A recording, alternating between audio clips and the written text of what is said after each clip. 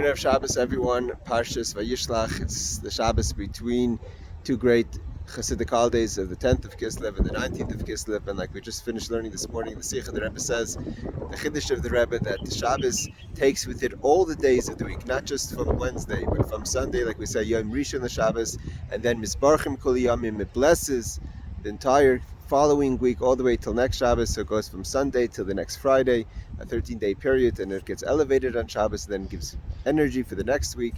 So this way it connects all the days of the 2 weeks together. And so something on Yud Kislev from the teaching of the Mittler Rebbe, and this week is also Yudalad Kislev is the Rebbe's anniversary, Yutes Kislev at the end of the week, the liberation of the Alter Rebbe, the Rosh Hashanah of Chassidus. So in this week's parsha we learned that Yaakov tells Esav when he's on his way, as soon as he leaves Lavan, he sends a message to Esav, Im Lavan Garti, I lived with Lavan. Also Rashi teaches that Garti is the same number value as Taryag, which is the 630 mitzvahs. That's Taryag mitzvahs Shemarti, I kept it 630 mitzvahs. And like we learned in the parsha class, it's not that Yaakov was just giving information to Esav, because he continues, says, Vahili shar v'chamar, I had donkeys, I had oxen, I had evet, shivcha, I had servants, I had soin, I had sheep. So he wasn't just bragging that he became a rich man, that he became very powerful, very wealthy. But he's giving him over a message, and the message was a very powerful idea. Esav views Yaakov as he's running away. He's scared, the scared Jew running away from Esav. Yaakov sends him back that the narrative, he's changing the whole idea.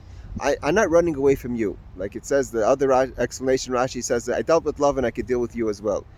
I did my avodah. I went out to the world and I changed the world.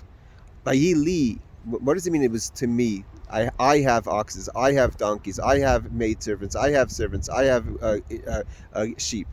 I've elevated everything. I've elevated my space, the things of influence through especially the vod of tzoyin, like we learned last week, the idea of bittul, the self-nullification. He was able to take all that he's acquired in the life and in the work that he did in love and elevate it to make the mundane into something holy. That's why it's mine. And what he's telling to Esav was that you think I'm running away from you. You think there's that the idea of a Jew in Gullus is a Jew is thrown out of his land, like it says, we say, but the Rebbe always said that if Gullus was just a punishment, it wouldn't be like this. The idea is there's a positive side to Gullus. The idea that we're able to make we're able to make the mundane into something holy, and that's what Yaakov was telling to Esav. He's giving him two messages. One idea is he's changing the narrative. This is a positive experience. We've turned mundane into holiness. I've turned Lavan into a place of holiness. I was able to tap into Loivan Elyon, to the whiteness, to the flexibility of Lavan, to transform everything and make it holy. What have you done with your time? Maybe you're also ready for Mashiach. Like it says, the Alter Rebbe says that he thought that Esav was also ready for Mashiach. And when he found out that Esav was not ready for Mashiach, the Mittler Rebbe says an amazing idea. That Yaakov goes to Esav and he knows he has to transform the energy of Esav. And Esav is a very strong encompassing energy. Like the angel of Esav represents the encompassing, and encompassing means you're not personalizing it. You're in a tremendous environment of holiness, like the sukkah. You walk into the sukkah, you're in a space of holiness, and it's very powerful encompassing energy. But Yaakov is tikkun. He has to internalize it. He's a pnimi. He has to take everything and bring it internalize it into how it affects our life.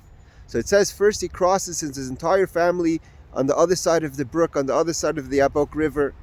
He goes beyond the split when the initial water that comes out of Gan Eden splits into four. When there's the separation, he takes his family and brings it beyond the split into a safe place.